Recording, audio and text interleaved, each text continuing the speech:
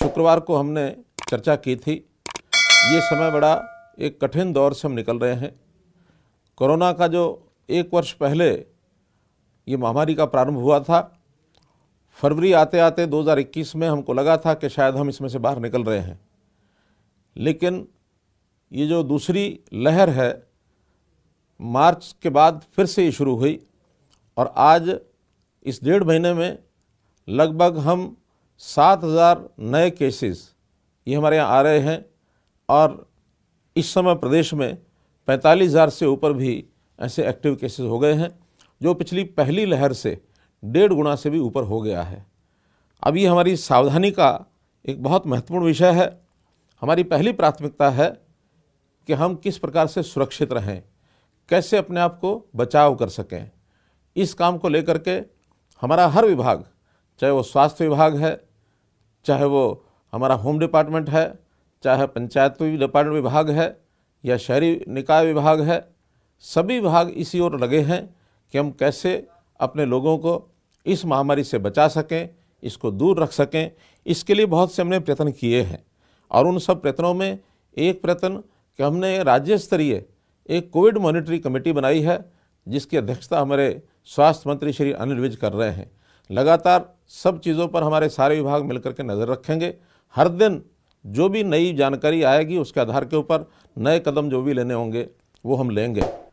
हम एक विषय अपने श्रमिक भाइयों से निवेदन करते हैं कि पिछले वर्ष की तरह इस बार ऐसा कुछ भी नहीं होने वाला कि हमारा कोई आर्थिक चक्र ये बंद हो। हमने बहुत से सुझाव आते रहे हैं कि लॉकडाउन की तरफ चलना चाहिए। हमने तय किया है कि नहीं, हमारी सामान्य गतिविधियां वो चलती रहेंगी, सब सावधानियां हम बरतेंगे, लेकिन लॉकडाउन जैसी स्थिति आने पर फिर से ये जो चक्र रुकता है, उद्योग बंद होते हैं। हमारे श्रमिक भाई खास करके जो हर महीने ताज़ा कमाते हैं और अपने परिवार को चलाते हैं, 10-15 हज़ार की सैलरी लेते हैं, अगर काम छूटता है तो एक नया एक दौर एक शुरू हो जाता है उनकी कठिनाई का।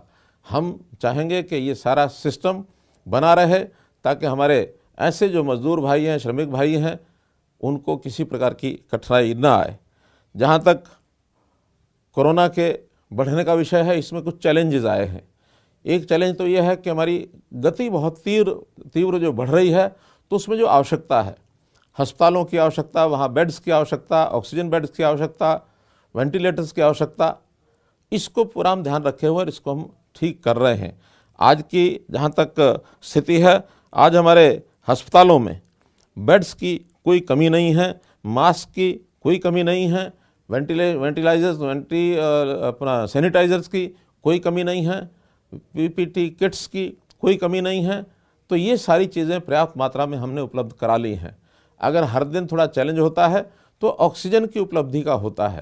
ऑक्सीजन अभी तक जितनी हरियाणा में उत्पादन होता है उससे हमारा काम चल रहा है, लेकिन उसी को और आगे व्यवस्था को ठीक करते हुए हमने कुछ आपातकाल व्यवस्था की भी चिंता की है। अभी तक जो लिक्विड हमारे पास जो ऑक्सीजन है, पानीपत के प्लांट से ज़्यादा हमको ऑक्सीजन मिलती है, जो इंडियन ऑयल कॉरपोरेशन का जो प्लांट है, लेकिन उसमें भी आवश्यकता पड़ने पर जो गैस फॉर्म है इसका ऑक्सीजन का, उसकी उपलब्धि भी हम करवाने की सुनिश्चित हमने किया है, जो बड़ी मात्रा में है। लिक्विड से भी 4 गुना ज़्यादा ये हमारी गैस की उपलब्धि होती है। चूँकि गैस ऑक्सीजन की ट्रांसपोर्टेशन कई बार संभव नहीं होती है, तो आपातकालीन स्थिति में हमने DRDO को भी निवेदन किया है कि कोई एक टेम्परेरी हॉस्पिटल 500 बेड से लेके 1,000 बेड के हॉस्पिटल की व्यवस्था हम पानीपत में करने जा रहे हैं। यदि आपात स्थिति में आवश्यकता पड़ी तो हम उस अस्पताल का भी उपयोग हम करेंगे। तो उसी में दूसरा जो निर्णय हमने किया है कि माइल्ड से मॉडरेट जो भी मरीज़ हैं, जो प्रभावित कोविड के ऐसे पेशेंट्स हैं, उनसे निवेदन किया कि होम आइसोलेशन, इसी में एक प्रकार से उनकी व्यवस्था अगर रहेगी तो अन्य नेसेसरी जो बर्डन है अस्पतालों के ऊपर वो नहीं बढ़ेगा। घरों में भी वो ठीक हो सकते हैं। जो माइल्ड टू मॉडरेट, जो सामान्य यानी स्तर की जो कोविड है जिनको, उनको घरों के अंदर रखेंगे। उसके लिए हमने डिस्ट्रिक्ट कोविड सेंटर्स बनाए हैं। 526 कोविड सेंटर्स हमारे डिस्ट्रिक्ट में बने हैं, जहां 45,000 बेड्स की व्यवस्था है। और जो कोविड हॉस्पिटल्स हैं केवल कोविड का ही इलाज करेंगे, तो ऐसे भी 281 अस्पतालों को हमने डेडिकेट किया है, जहाँ 21,000 ये बेड्स हैं। तो ऐसे निजी अस्पतालों से भी हमने निवेदन किया है कि पहला काम वो हमारा कोविड पेशेंट्स है उनको ट्रीटमेंट का है। बहुत से अस्पतालों ने अपने ओपीडी को भी बंद कर दिया है, ताकि ओपीडी का पेशेंट फिर भी कुछ दिन उसको देरी करने से कोई बहुत कठिनाई नहीं आएगी, लेकिन कोविड का जो पेशेंट है उसको प्राथमिकता से उसका उपचार करना ये बहुत ज़रूरी है। निजी अस्पतालों में कमरों की जो किराया है उसका दुरुपयोग वो ना करें। तो अलग अलग स्तर के जो निजी अस्पताल हैं उनमें 8,000 रुपये से लेकर 18,000 रुपये प्रतिदिन ये राशि भी उनकी तय की है, ताकि इससे ज़्यादा राशि वो न ले सकें। जहाँ तक टेस्टिंग की बात है, टेस्टिंग भी हमारे यहाँ लगभग 40,000 टेस्ट ये प्रतिदिन हों, ऐसी हमने व्यवस्था की है। तो इस टेस्टिंग के लिए भी 500 रुपये का रेट ये प्राइवेट अस्पतालों के लिए तय किया है। अगर घर से सैंपल लेकर के आते हैं तो 600 रुपया वो चार्ज कर सकते हैं, इससे ज़्यादा वो चार्ज नहीं करेंगे प्रतिदिन। ये हमारी टेस्टिंग की व्यवस्था और आगे बढ़े। हम अपने यहाँ प्रयत्न कर रहे हैं कि ये 40,000 से 70,000 तक हम इसको लेकर के जाएं। अभी तक कुल 33 लाख लोगों को ये मैं वैक्सीनेशन की बात कर रहा हूँ, तो वैक्सीनेशन 70,000 व्यक्तियों का प्रतिदिन वैक्सीनेशन हो, ऐसा हम एक प्रयत्न कर रहे हैं। अभी तक 33 लाख लोगों को वैक्सीनेशन का ये टीका लग चुका है। 1800 केंद्र वैक्सीनेशन के ये हमने स्थापित किए हैं। अभी 20 अप्रैल यानी आज से अगले 4-5 दिन तक एक मेगा जो अभियान है, महाअभियान है, वो इस वैक्सीनेशन के जो टीके हैं उनका लगाया जाएगा। मैं आभारी हूँ प्रधानमंत्री नरेंद्र मोदी जी का, जिन्होंने ये कहा है कि 1 मई से 18 वर्ष तक की आयु के भी जितने नौजवान हैं, पहले अभी तक 45 वर्ष तक के लोगों को ही वैक्सीनेशन का टीका ये लगता था, अब 18 वर्ष से ऊपर भी 1 मई के बाद ये खुलने जा रहा है। तो ऐसे सब नौजवान साथियों को भी कहूँगा कि 1 मई के बाद वो भी वैक्सीनेशन का टीका ये लगवा लें। और एक सुविधा ये होने वाली है कि बाज़ार में भी वैक्सीनेशन का टीका ये उपलब्ध हो जाएगा, ताकि बाज़ार में उपलब्ध होने के बाद जो भी कहीं टीका लेकर के कहीं लगवाना चाहता तो जा कर के लगवा सकते हैं। अभी ऑक्सीजन की जहाँ तक बात है, मैं बेड्स की बात कर रहा था, तो हमारे पास 2131 ऐसे बेड्स ऑक्सीजन के उपलब्ध हैं, आईसीयू के बेड्स भी उपलब्ध हैं। अभी तक 721 कोरोना मरीज़ ये ऑक्सीजन बेड्स पर हैं, अर्थात अभी 1/3 अभी ऑक्सीजन के जो बेड्स हैं उनका उपयोग हो रहा है, बाकी अभी 1400 हमारे पास अस्पतालों में उपलब्ध हैं। जहाँ तक वेंटिलेटर्स की बात है, 1080 वेंटिलेटर्स उपलब्ध हैं, 131 मरीज़ इस समय वेंटिलेटर्स पर हैं। इसलिए इन किसी भी बात से कोई चिंता करने की आवश्यकता नहीं है। कई बार पैनिक की स्थिति बनती है कि एक चीज़ की कमी आती है तो फिर लगातार वो कमी का प्रचार होता है। कोई प्रचार न करे।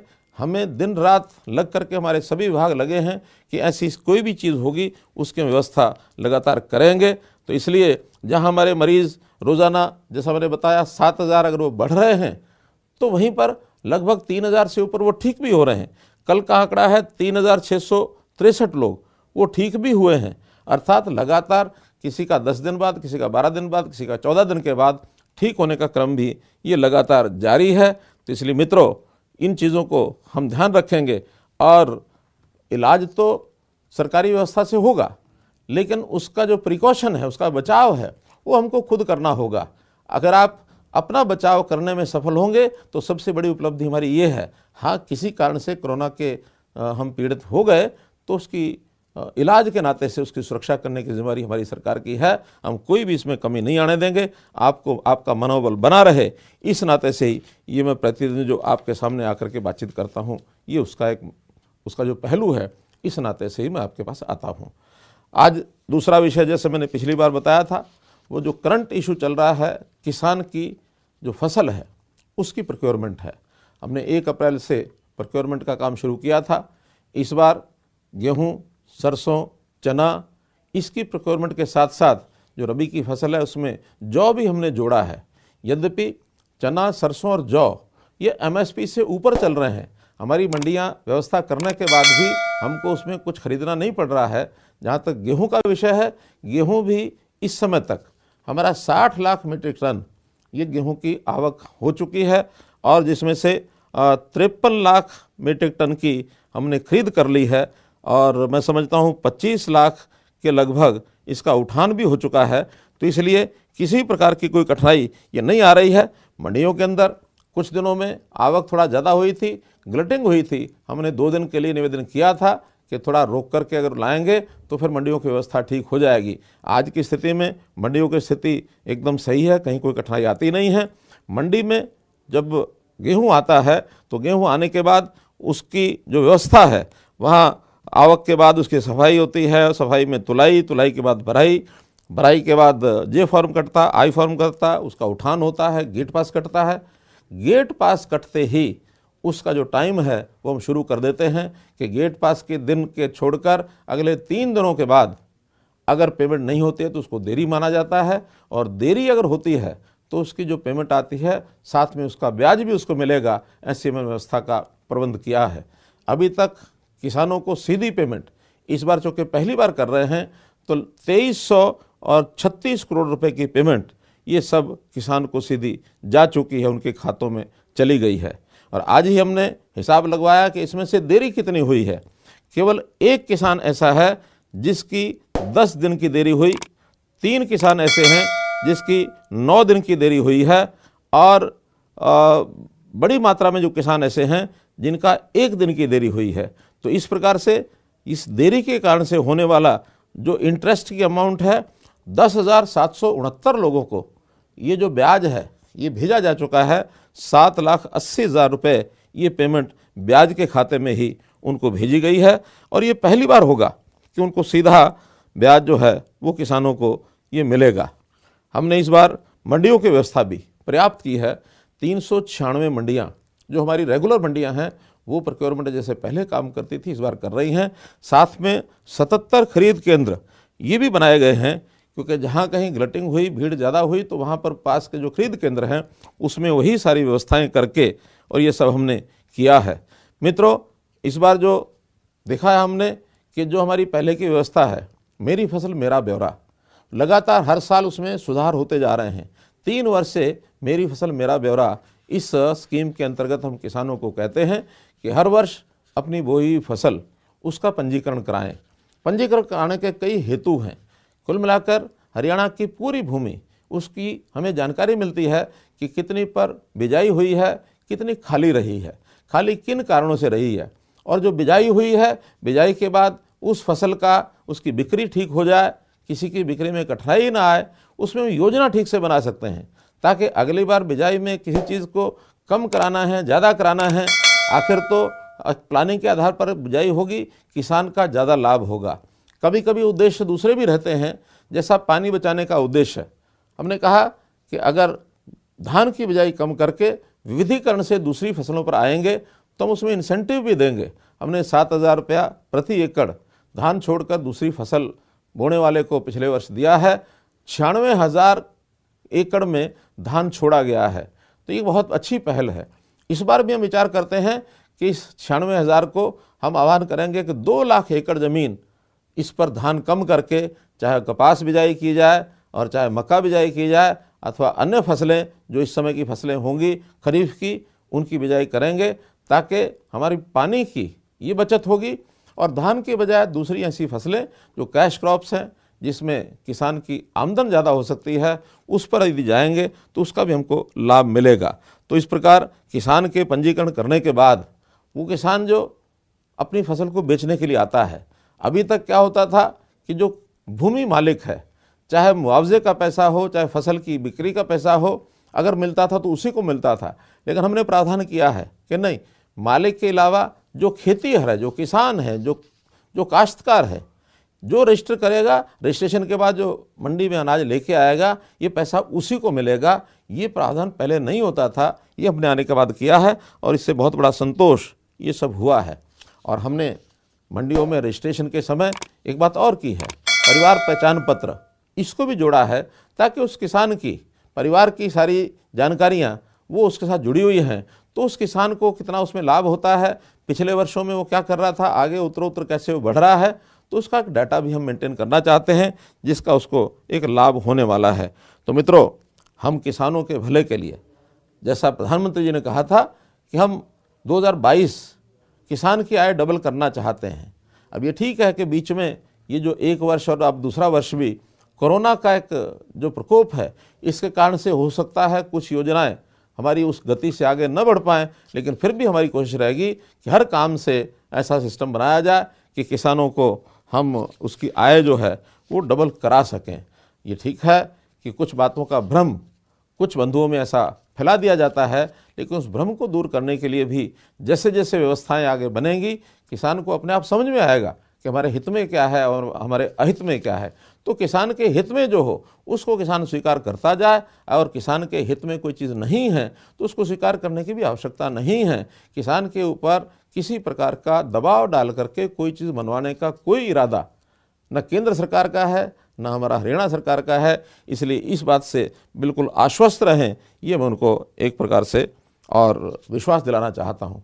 किसानों के हित के लिए एक नई योजना बना रहे हैं, किसान मित्र योजना। और इस किसान मित्र योजना में हम कुछ वॉलंटियर्स को रजिस्ट्रेशन उनका कराएंगे, ताकि कुछ ऐसे किसान अपने आसपास के छोटे किसान जिनकी छोटी जोत है, ऐसे किसानों को कैसे लाभ हो उनके साथ जोड़ करके उनको समझा सकें। तो ऐसे किसान मित्र योजना बहुत जल्दी शुरू होगी। उससे पहले कुछ किसानों को वॉलंटियर इस नाते से हम कहेंगे वो पंजीकरण कराएंगे, ताकि अपने आसपास के किसानों का वो भला करने के लिए उनका जो आर्थिक मैनेजमेंट है वो कैसे कर सकते हैं, कौन सी फसल की बुआई करनी है, किस में ज़्यादा लाभ होता है, या समय समय पर आकस्मिक किसी भी परामर्श की आवश्यकता होती है तो वो सब लोग उसमें दे सकें। एक अंतिम विषय में ये भी कहना चाहूँगा कि हमने एक और योजना ली है गरीबी उन्मूलन की, और जिसके अंदर मुख्यमंत्री अंत्योदय परिवार उत्थान योजना। उस योजना में जो भी परिवार न्यूनतम आय वाले हमको 1 लाख मिलेंगे, तो ऐसे 1 लाख परिवारों की आय कैसे बढ़ाई जाए, इसके लिए सब विभागों से मिलकर के योजना बना ली गई है। विभिन्न प्रकार के काम उनको बता दिए गए हैं, और उसका प्रारंभ जैसा परिवार पहचान पत्र का विषय मैंने बताया था, उस परिवार पहचान पत्र में पूरा उनका जो डाटा होगा, परिवार के सदस्यों की संख्या कितनी है, उनकी उम्र कितनी है, उनकी शिक्षा क्या क्या हुई है, व्यवसाय क्या करते हैं, आय क्या है, और फिर इस सब का वेरिफिकेशन सेल्फ डिक्लेयर्ड जो किसान ने अपने आप भरवाई है उसके वेरिफिकेशन करने की सिस्टम भी हमने बनाया है। लोकल कमेटीज़ का गठन किया है, जिसके अंदर 2 सरकारी आदमी होंगे, 3 पब्लिक के आदमी होंगे। तो ऐसे 5 लोग मिल करके उसके बताए हुए डाटा को वो वेरीफाई करेंगे, और वेरीफाई करने के बाद फिर उसमें जो 1 लाख परिवार निकलेगा उनकी सहायता करने के लिए हम आगे बढ़ाएंगे। अभी तक वेरिफिकेशन करने के लिए 4.5 लाख परिवारों को हमने क्षेत्र में ये जो लोकल कमेटीज़ हैं उनको ये डाटा भेज दिया है। वेरिफिकेशन चल रही है, और उस वेरिफिकेशन के बाद 15,000 परिवार वापस एक प्रकार से डाटा उनका पहुंच चुका है। उन 15,000 परिवारों को संपर्क करके क्या वो काम कर सकते हैं, कोई अपना व्यवसाय कर सकते हैं, कहीं छोटी नौकरी कर सकते हैं, कोई मजदूरी कर सकते हैं, कोई पशु बांध करके उसके दूध के बाद उसका जो आर्थिक उपार्जन जो उन्होंने करना है वो कर सकते हैं, छोटा लघु उद्योग कर सकते हैं। कोई परिवार ऐसा भी हो सकता है कि बहुत ही लाचार परिवार हो, शायद कुछ भी ना कर सके, उसकी भी व्यवस्था विचार करेंगे। लेकिन योजनाएं अब पहले की तरह नहीं चलेंगी कि केंद्र की योजना आ गई, प्रदेश की योजना आ गई, हमने प्रचारित कर दिया और लोग अपने आप मांगने आते हैं। पहले मांगने आते थे, फिर हमने उसके लिए एक अलग व्यवस्था की थी, उसके लिए सरल केंद्र बनाए थे, अंत्योदय केंद्र बनाए थे कि वहाँ जा कर के अपने फार्म को भर दो और सुविधा आपको वहीं घर बैठे मिलेगी। अब उससे भी सरल हम कर रहे हैं कि ऐसे परिवार जिनकी आवश्यकता है, जो पात्र परिवार हैं, ऐसे पात्र परिवारों को घर में जा कर के उसको किस योजना का लाभ हो सकता है, शायद उसको पता भी नहीं होगा कि सरकार के लोग उसके घर में आने वाले हैं, लेकिन उसके घर जाकर और उसकी व्यवस्था की जाएगी ताकि उसका जीवन यापन वो ठीक से हो सके। तो ये काम हम अभी करने वाले हैं ताकि हर परिवार वो सुखी परिवार हो। पंडित दीनदयाल उपाध्याय ने कहा है कि किसी समाज को यदि आप सुखी करना चाहते हैं तो सुखी करने के लिए सबसे आवश्यक है कि उस समाज का जो न्यूनतम सीढ़ी पर, छोटी छोटी सीढ़ी पर, आखिरी सीढ़ी पर खड़ा व्यक्ति वो यदि प्रसन्न होगा तब सुखी समाज की कल्पना की जा सकती है। तो ये अंत्योदय का अभियान ये चला करके हम इस कार्य को आगे बढ़ाएंगे, ये हमारी सरकार का संकल्प है।